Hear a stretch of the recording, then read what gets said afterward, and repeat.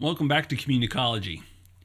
I love playing video games. I know most people love playing video games. That's why it's the largest media form in the world, and it makes just billions and billions of dollars every year, far more than the film industry, far more than the music industry. It's just a massive industry. Now, whenever you play, there's of course the primary character, the main character that gets to go along and do the adventures and things like that, or races the race, or plays the sport, or hikes the mountain, or shoots the gun, or whatever. And then there's all the extra people that show up in the background, and those are NPCs, non-playable characters. They're just people who just fill in the space. In life, no one wants to be an NPC. No one wants to just be someone who's just there as an extra. Everyone wants to be important. Everyone wants to make a difference. So it's not uncommon that we have what's known as the main character syndrome. And that's an interesting thing to wrestle with, because quite frankly, what's wrong with being a main character, and what's wrong with trying to be heroic or be important, and this is a different term though. Main character syndrome is when we start pushing narcissism into our lives and changing who we are because we have an overinflated sense of self. So when we see the idea of a the main player syndrome, that's somebody who says, I am going to be the important character. I am the important character in life, not just my life, but in life. And as a result, you end up seeing the typical social media narcissism jacked up to yet the next level, to where people have to be part of everything, and they have to be the important person of everything. And it gets to be a point where it can be a little bit tiring for those of us who are just moving along in our NPC lives. But again, I want to state from the beginning that it's not wrong to want to do important things. It's not wrong to push to be the best person you can be. It's not wrong to go out and enjoy life. Where it gets wrong is where we let that narcissism really kick in and ratchet it up to the point where we're thinking way too highly of ourselves, and that becomes problematic.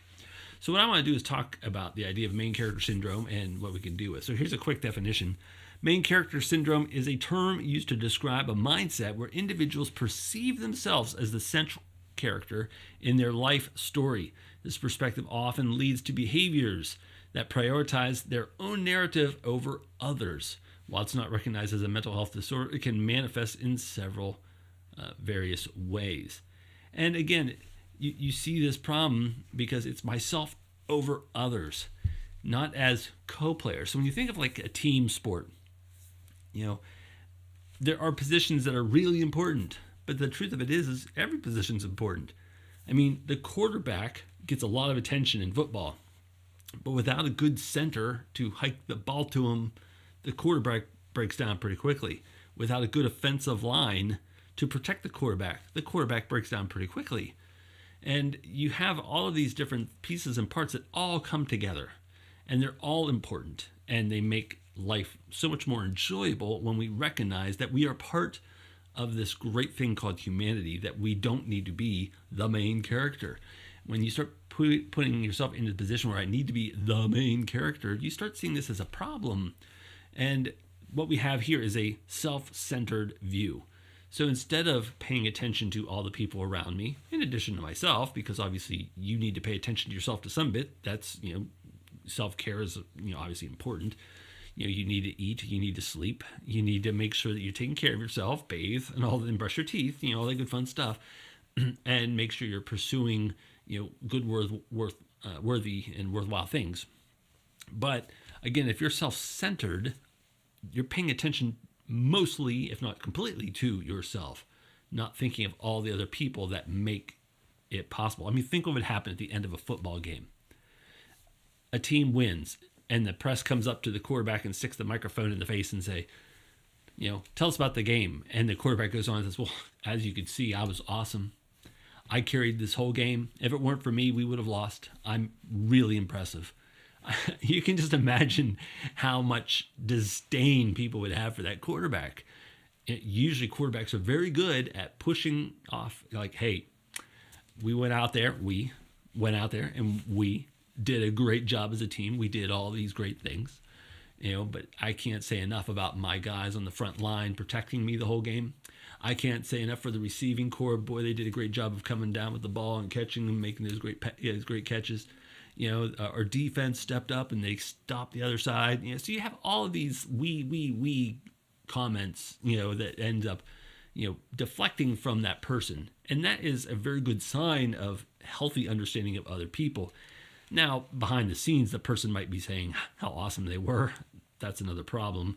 But at least in front of everybody, in front of the listening ears of the public, they're magnanimous. Now, someone who's got main character syndrome won't be magnanimous. They'll make sure everyone knows what they did and how important they were. And one thing that comes along with that is another part is that it's got a lot of attention-seeking behavior that's associated with it. So when somebody says, I am not getting enough attention, I need to do something more. Look at a lot of content creators on YouTube or TikTok especially. I need to do this thing that gets more attention. So they'll block people's access in a store so they could do a dance, or on a subway so they could do something, or they get really mad there because they're filming themselves at the gym and someone walks in front of their camera, as if people want to do you really think people really just want to be watching you lift weights? But the narcissism is so strong that you believe that of course they do. They're watching because my content's that good. It could be that you have that many viewers because you're wearing hardly any clothes while you're lifting weights. Just saying. But the idea that that we need to stop everybody from doing their thing so I can do my thing, that's everyone should be looking at me, and it's okay. I want people looking at me. That's incredibly dangerous behavior. I mean, we're talking about ratcheting up that narcissism I said before. It's one thing to do something that's kind of thrilling and exciting, and it's like, well, don't try to go out for like the quarterback because then people will pay attention to you. I'm not saying that. It's when you're actively going out and trying to get attention. Like, I want people to be focused on me. That's why I'm doing this. And you can see where the damage of that would come in. And it gets at all of us because we all have that searing bit of pride that raises its ugly head from time to time, and we want to have the attention. It's important to us. Another thing that comes into play is a lack of empathy for other people. Because, quite frankly, you should be feeling sorry for me, or feeling happy for me, or celebrating with me. No, don't worry about that other person over there, or don't pay attention to that over there. Pay attention to me and my feelings, and you'll have that again kick in. One, we like to feel like we're heard, but we've also been hearing for the past 20 years how important it is that you tell everybody what's going on in your life, all of your personal things, that it's okay to celebrate the highs and lows and make sure you shout them from the mountaintops so we can normalize it. The problem is that you can see it turns quickly into narcissistic behavior where, well, I told you the thing and you're not celebrating with me. You should be. And, well, I know you're going through some stuff, but that's not as important as what's happening to me. And you can see that lack of empathy kicking in. And you can just feel the tension of how dangerous that is, because why would you want to be focused on someone else when you could be focusing on me? I mean, I'm the important person here, right? I'm the main character. So you also see a situation where you have some cons that come along with it. Obviously, first of all, strained relationships. If you and I are friends, and I say, man, I had a great day at work, or I had a bad day at work, and you say, oh, I'm sorry to hear about that. Let me tell you about my day instead. It's like, wait a minute. I was about to share something with you, and then you can share something with me, and we could talk and share, but you didn't give me a chance to share. Or when we get together, you're always talking about you, and you're never saying, well, how about you? How are you doing?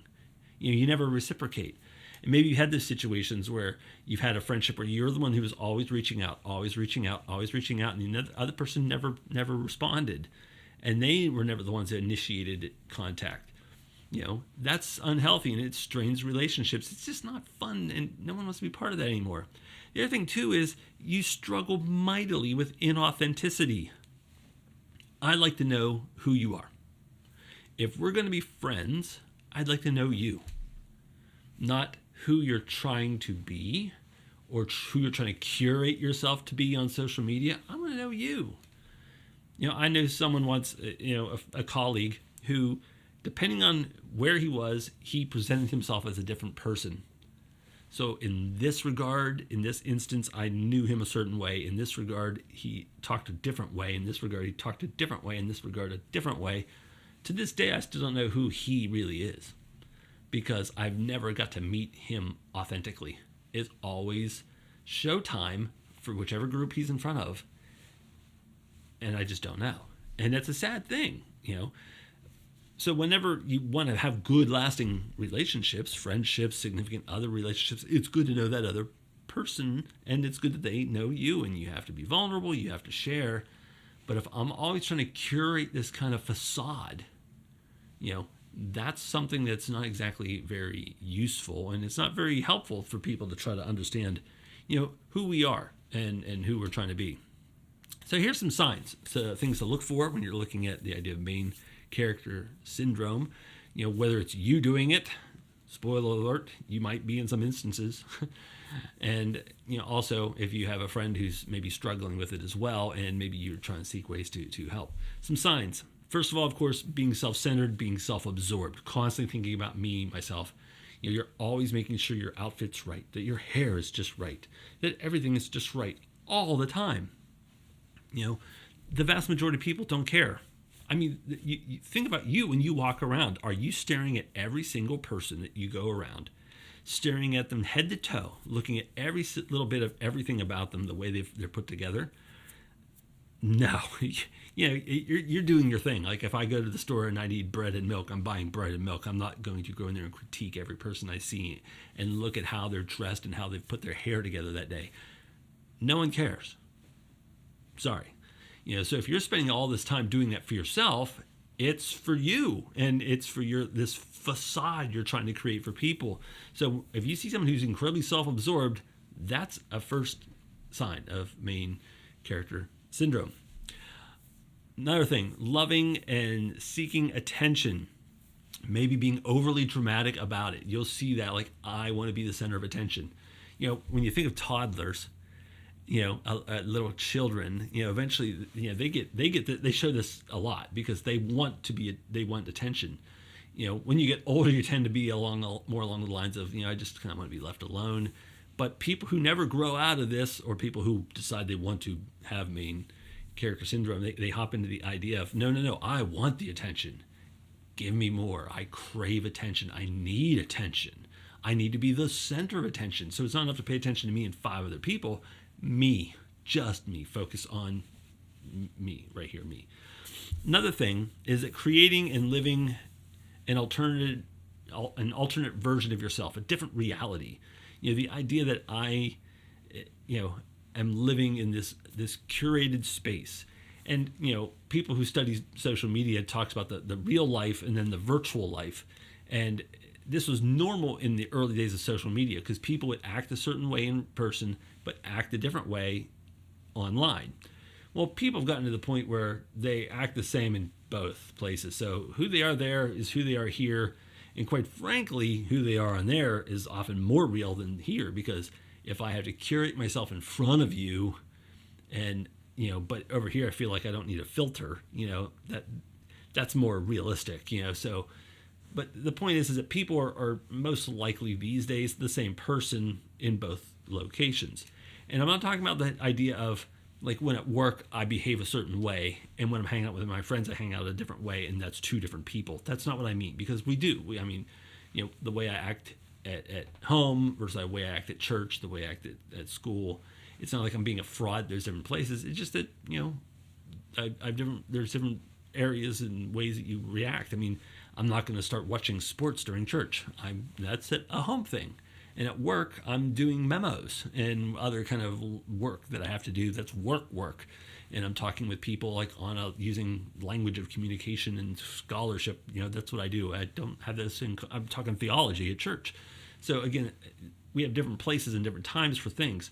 But people who are like creating an alternate reality to where like they're actively living on a movie set, and like in their brain that someone's going and action, and they start acting as soon as they go out the door, and they're aware of how they carry themselves and everything like that, and how they move about. And you'll see that like a lot of times when people are like filming themselves out and about. Very common videos you'll find on Instagram or on TikTok or on YouTube, where people are just filming themselves, or they have someone filming them, and they're like walking down the street just right, and having people trying to capture reactions of other people.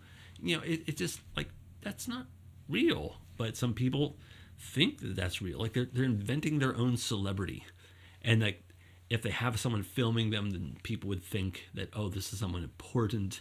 And it's become almost a stain. Whenever you move through the more crowded a city area is, the more you're going to bump into these toxic influencers, and you're going to see that. Another thing, presenting yourself as someone you are not. Again, I act a certain way here, and here because those areas require that kind of interaction.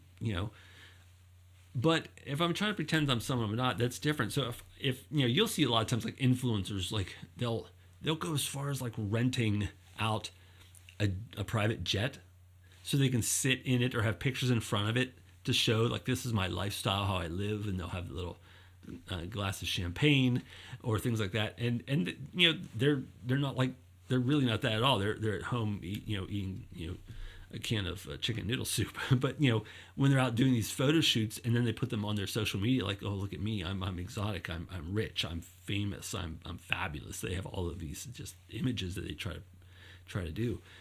You can imagine how exhausting that would be. But for the person who has main character syndrome, they want to have that kind of attention again. They want people to see them and think that they are that important. So take the selfie in front of the plane, find a nice car in the street and take a selfie as if it's mine, and they'll do that a lot. Or they'll try to get in ways where they can get pictures with somebody and act like they're hanging out with this important person, when in reality they just barged in and got a selfie. So we see that kind of thing happening very often. Another thing too is the idea of thinking the world revolves around you. Again, this is like the pushing those levels of narcissism, like. And if, try walking in front of an influencer who's trying to shoot videos of themselves, whether at the gym or on the subway or wherever they're doing it, they're going to get really mad really fast because, how dare you? I'm shooting a video here. It's like, well, this is a public space. You should expect that people are going to be moving through here. It's like, but you should expect that you should stop for my video. It's like, you're a regular person. I'm a regular person. This isn't a Hollywood set. If a Hollywood production came in, they would shut down the area and they would shoot the scene, and then they would leave. They wouldn't try doing it in the middle of everything and just expect everyone to make way around them. But again, that's a part of it.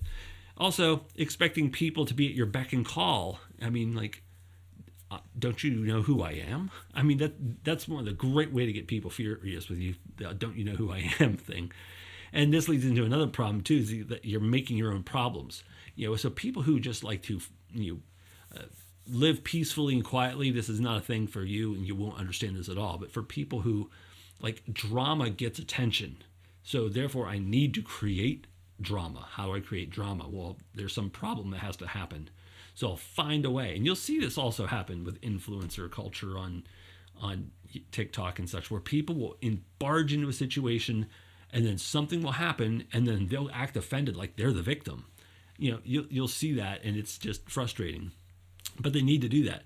They also look at the idea of romanticizing hardships. So when those things come, it's let me tell you how hard it is being me and doing the things that I do and making my way through, but I've got a stiff upper lip and I'm fighting the good fight. So, again, they're making themselves out like I'm the victim, but then I'm now flowering into be the conqueror.